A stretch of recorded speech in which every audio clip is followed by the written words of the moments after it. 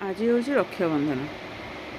ଆଜି କେତେ ଭାଇମାନେ ତାଙ୍କ ଭଉଣୀମାନଙ୍କଠୁ ରାକ୍ଷୀ ବାନ୍ଧିଥିବେ, କେତେ ଗିଫ୍ଟ ବି ଦେଇଥିବେ, ଆଉ ଭଉଣୀମାନଙ୍କୁ ପ୍ରତିଶ୍ରୁତି ବି ଦେଇଥିବେ କି ଆମେ ଭାଇମାନେ ତମ ଭଉଣୀମାନଙ୍କୁ ରକ୍ଷା କରିବୁ।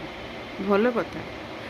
ଯଦି ସବୁ ଭାଇମାନେ ସବୁ ଭଉଣୀମାନଙ୍କୁ ରକ୍ଷା କରୁଛନ୍ତି, ତାହେଲେ ଦୁନିଆରେ ଏତେ ରେପ୍ କେସ୍, ଏତେ କମେଣ୍ଟ ପାସ୍, ଏତେ ନିର୍ଲଜ୍ଜ କାମ ସବୁ ହେଉଛି କେମିତି? ବାବା, ନିଜ ଭଉଣୀମାନଙ୍କୁ ଯେମିତି ରେସପେକ୍ଟ କରୁଛ, ନିଜ ଭଉଣୀମାନଙ୍କୁ ରକ୍ଷା କରୁଛ, ଅଲଗା ଝିଅମାନେ ବି ତ କାହାର ଭଉଣୀ, କାହାର ଝିଅ, ସେମାନଙ୍କୁ ବି ରକ୍ଷା ଦାୟିତ୍ୱ ନିଅ। ଆଉ ଯଦି ରକ୍ଷା ଦାୟିତ୍ୱ ନ ନେଇପାରୁଛ, କମ୍ ସେ କମ୍ ସେମାନଙ୍କୁ ଏମିତି ରେପ୍, ଏମିତି ନିର୍ଲଜ୍ଜତାର ତ କାମ କରନି। ରକ୍ଷାବନ୍ଧନ ଯେମିତି ମନଉଛ ମନା, ଅଲଗା ଭଉଣୀମାନଙ୍କୁ, ଅଲଗା ଝିଅମାନଙ୍କୁ ବି ଟିକେ ରେସପେକ୍ଟ କର, ଆଉ ସେମାନଙ୍କୁ ବି ରକ୍ଷା କର। ନାରୀକୁ ନାରୀ ଭାବ। ଖାଲି ମା ଦୁର୍ଗା, ମା ଲକ୍ଷ୍ମୀ, ମା କାଳୀ, ମା ଅନ୍ନପୂର୍ଣ୍ଣା, ନିଜ ଭଉଣୀ ନିଜ ମା, ଆଉ ପର ଝିଅମାନେ ମାଲ,